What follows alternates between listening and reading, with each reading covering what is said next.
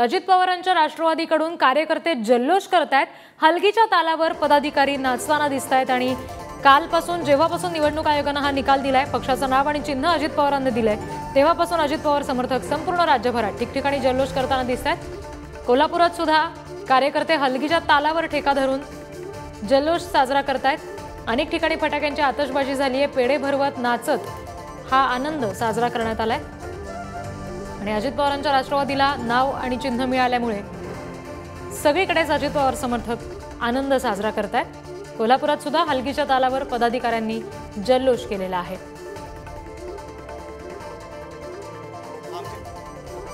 अजितदादा पवार साहेब यांनी पक्ष स्थापनेपासून सुरुवातीपासून जर बघितलं तर कार्यकर्त्यांच्या मध्ये कामाच्या निमित्तानं फार मोठा उराक असल्यामुळे प्रत्येक कार्यकर्ता राष्ट्रवादी पक्षाचा आदरणीय दादांना जोडला गेलेला आहे। आज राष्ट्रवादी पक्ष जर वाढीस काय कारण असेल तर केवळ आणि दादांचं काम आहे। अख्खा महाराष्ट्र दादांच्याकडे एक उघड्या डोळ्यांनी पाहतोय की दादा कधी एकदा मुख्यमंत्री होतात आणि या राज्याचं नेतृत्व स्वतःकडे घेतात। आज रात्री निवडणूक आयोगाने जे आपल्या राष्ट्रवादी पक्षाचं चिन्ह आणि पक्ष दादांच्या स्वाधीन केलेलं आहे, त्याचं कारण म्हणजे दादांच्या बरोबर अख्ख्या महाराष्ट्रातले नव्हे तर देशातले जे कार्यकर्ते आहेत राष्ट्रवादीचे, ते सगळे दादांच्या नेतृत्वावरती विश्वास ठेवून सगळेजण जोडले गेलेले आहेत। त्यामुळे दादांच्याकडे पक्ष आणि घड्याळ आमचं चिन्ह आल्यामुळं सगळ्या कार्यकर्त्यांच्यामुळे एक आनंदोत्सव साजरा झालेला आहे, एक जल्लोष साजरा झालेला आहे। तो जल्लोष साजरा करण्यासाठी कोल्हापूरचे सर्व कार्यकर्ते आपल्या शिवाजी चौकात आज इथं हजर झालेले आहेत।